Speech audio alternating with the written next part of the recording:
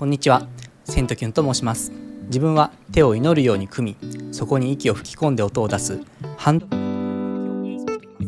中学2年生の時から自分の好きなアニメソング、ボーカロイド楽曲を中心に12年かけて100個以上の動画をアップロードしてきました。ハンドフルートはいわゆる手笛と呼ばれるものの中で、特にこのような組み方をして音を出すものを指します。他の組み方よりもですね、このハンドフルートの組み方は音域が広く、いろんな曲を演奏しやすいという魅力があります。しかしですね、その一方でこのハンドフルートの組み方は他の手笛の組み方よりも最初の音を出すというところがなかなか難しいというふうにもよく言われます。そこでですね、今回の動画では、自分なりにこのハンドフルートの手の組み方、音の出し方っていうところをなるべく詳しく解説していきたいと思います。この動画を見てほしいのはこんな人です。じゃん。まずハンドフルートをとにかく始めてみたいという人、この動画では手の組み方の基本からバッチリ説明していますので、この動画を見て存分にチャレンジしてみてほしいなというふうに思います。そしてもう一つこんな人に見てほしいなと思うのが、なかなかハンドフルートの音が鳴らないという人です。ハンドフルートはリコーダーやピアノといった楽器と違って音を出す感覚をつかむことが必要になってきます。感覚をつかむまではなかなか音が鳴らなくて、ここでハンドフルートを諦めてしまうという人がですね、多い印象です。しかも感覚というのはインターネット上にある文章とか動画とかいろんなハンドフルートのやり方解説みたいなのが今もあると思うんですけど、そういったところでもなかなか伝えづらくて、やっぱりこう時間をかけて感覚をつかみましょうみたいな説明になっていることが多いんじゃないかなっていうふうに思ってます。そこでこの動画では自分がどのような感覚を持ってハンドフルートの音を出しているのかっていうことをなるべく言葉で伝えられるように、頑張って、説明していきたいなというふうに思います。もちろん必ずそれで音が出るかっていうとそうじゃないと思うんですけど、少しでもハンドフルート音を出してみたいと思っている人への参考になればいいなと思っています。それではハンドフルートの手の組み方について説明します。とその前に、可能であればぜひやっていただきたいことがあります。この手の全体をですね、こうほぐすようなイメージで手のストレッチをやっておいてほしいんです。ほぐし方は本当に自由で、なんかこう伸ばしてみたりとか、こう手をちょっとこう揉んでみたりとか、そういうやり方はお任せなんですけれども、手をね事前にほぐしておくっていうところで、かなりハンドフルートのやりやすさも変わってきますので、そこはちょっと事前にやってみてください。ではこのねストレッチもそろそろいいかなというぐらいになってきましたら、両手をこうパッと大きくこう開いていただいて、この手をまっすぐこういう風に組んでいきます。この時にですね、軽く、どの指も奥まで、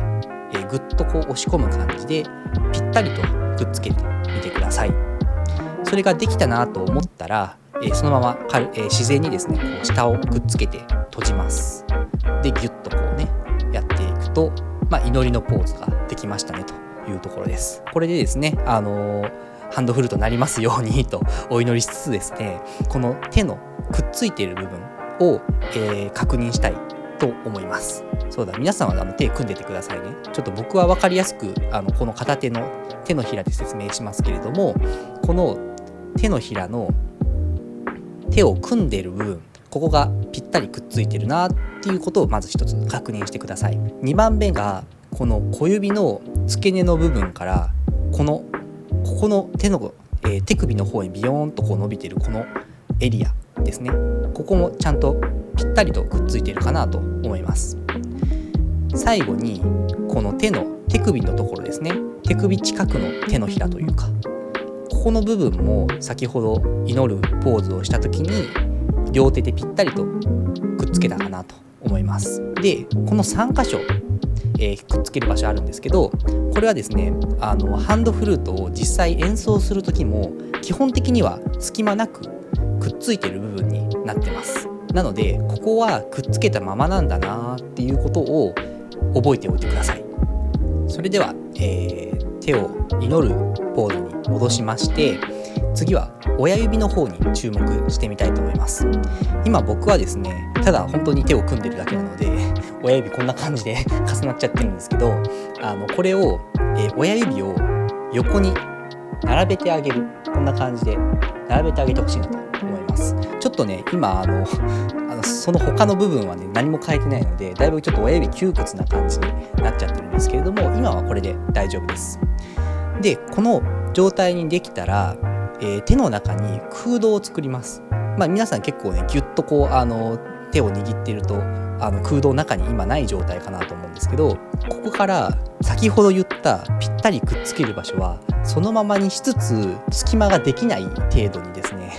上のこの手の組んであるここの部分をちょっとこう引っ張ってあげるような感じでギュギュッとちょっとこう前の方とかをねやってあげると、親指の窮屈さがちょっとこうマシになってくるんじゃないかなと思います。でそれぐらいになったら、最後にですねこの親指の下の第一関節、ここはですね自然にちょっとこう曲げてあげるんですけど、その後に親指の第一関節から第二関節までの間、ここですね、ここのところに必ず隙間を作ってあげます。僕の場合だとねどれぐらいかな、だいたいこんな感じで、ちょっと見えますか、微妙にちょっとこう隙間が2、3ミリぐらいの隙間が空いていることが分かったかなと思います。あくまでここは僕の場合なので、皆さんのね手の状態、手の大きさとか形とか、人それぞれちょっとずつ違うと思うので、後々微調整をしていただく必要があるかなと思うんですけれども、あくまで参考に、そういった風に隙間をね必ず作る必要があるんだよっていうことを覚えていただければ嬉しいです。親指は横に並べて第一関節を曲げて隙間をちょっと作っていただいて、あとはですね手の全体をリラックスさせて、この組んだ状態で力をなるべく入れずに、親指の第一関節曲げたところに軽く口をつけます。そして音を出すとっていう感じで、ハンドフルートの音の鳴らし方、手の組み方の説明でした。はい、ここまでですね、ハンドフルートの手の組み方を説明して、こんな感じで組んだら音が出ますよっていう感じの説明をしてきたんですけれども、実際のところ今こうやって説明した手を組みました、やってみましたって一発で音が出る人っていうのは、ほとんどいません。手はですね先ほども説明したかなと思うんですけど、一人一人形や大きさがちょっとずつ違うので、それに合わせて微調整をしながら感覚をつかんでいくということが必要になります。そこで次はですね、ハンドフルートで音を出すための微調整のポイントっていうのを見ていきましょう。一つ目は、隙間を閉じるということです。手の組み方を先ほど説明するときに、ここをぴっちり閉じてくださいねっていう風に説明した場所が大きく3つあったと思います。まず手を組んでいるところのこの組んでいるこの付け根の部分、この辺とかも含めてですね。次が小指の付け根から手のひらのこの手首側のここにかけたこのエリア、最後は手のひらの中でも手首側、手の下っていう感じですかね、この下の部分、これをしっかりとこの3箇所を全部こう閉じた状態で息を吹き込むということが大事です。例えばよくあるのが、練習してフーってやってて、音が出ませんっていう時に、例えばこの中指とか薬指とかこの辺にちょっと風を感じるみたいなことが結構あるんですね。この場合ほぼ間違いなくこの部分ですね、最初に言ってたこの1番のこの部分がどこかに隙間ができていることがほとんどです。なのでそういう時は一旦練習のこの手の組み方を一回ちょっとこうねリラックスして、もう一回組み直して再度チャレンジしてみてください。さらに今説明したこの1、2、3箇所以外にももう一つすごく隙間ができやすい場所っていうのがあります。親指と人差し指の間になります。ハンドフルートは右手か左手どちらかの人差し指の上に2つの親指を乗っける形になると思うんですけれども、片方の手の人差し指で反対の手の親指の付け根の部分を覆ってあげて、親指人差し指のこの間の部分から漏れないように塞いであげてください。今説明したこの4つを全部クリアできるように微調整をしてみてください。2つ目は親指の隙間を調整するということです。親指同士の隙間は、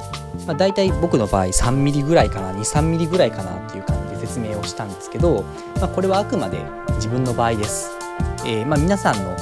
手の状態とかそういったものは先ほど言った通りちょっとずつ違うので、それに合わせて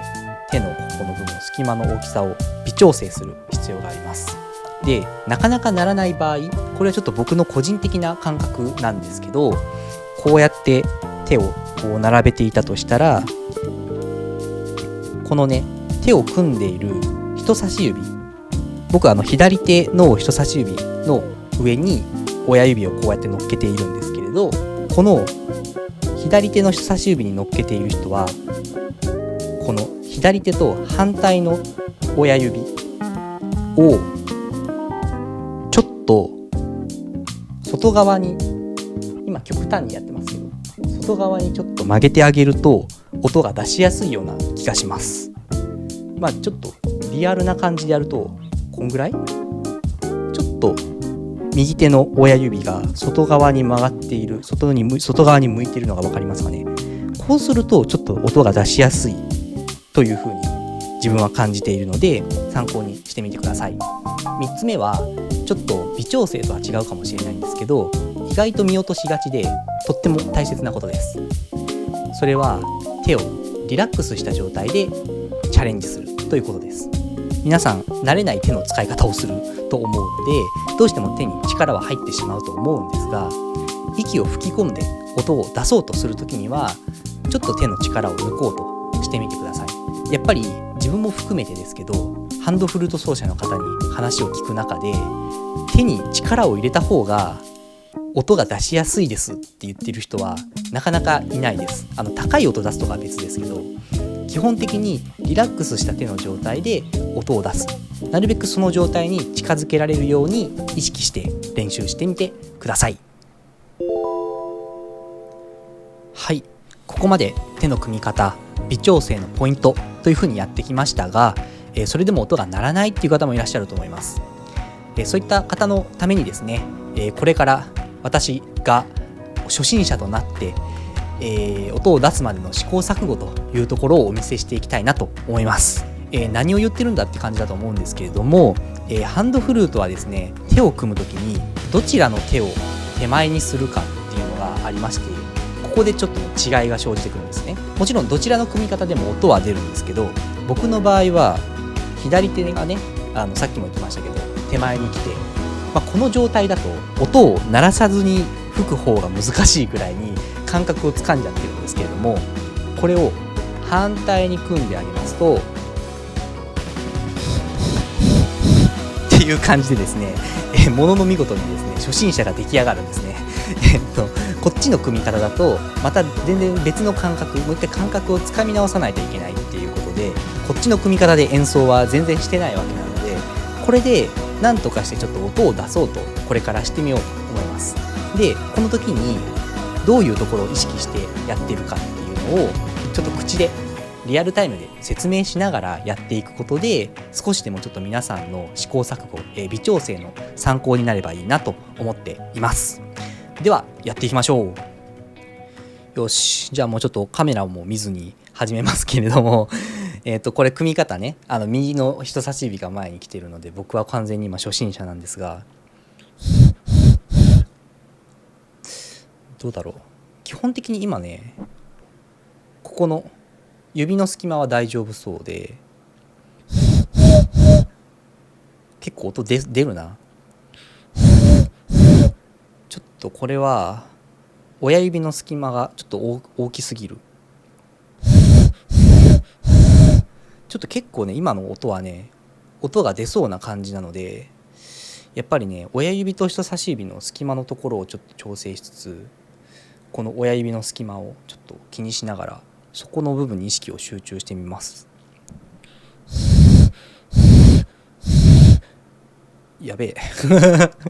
大丈夫かこれ。いや、結構いけそうなんだけどな。今吹いてる感じ、最初に言ってたこの3箇所は完璧だと思うんですよ。ここは問題ない、ここ全然問題ないんですけど、その他の部分が難しい。やばい。組み方間違えちゃった。さっきね、自分がちょっと言ってた、この人差し指、手前に来ている人差し指と反対の手の親指をちょっと外側に向けるっていうのをやってみますね。ちょっとこんな感じで、こうでやってみます。いや、むずいな。自分はね、こういう時に説明しなかったんですけど、吹き込む角度をちょっと変えたりとかもしますね。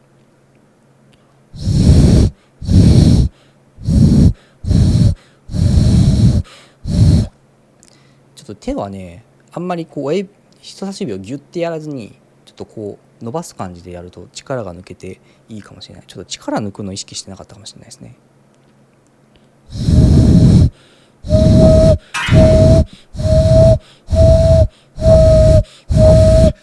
いけました。やっぱりね、力抜くのが最後の最後、やっぱ一番大事かもしれないです。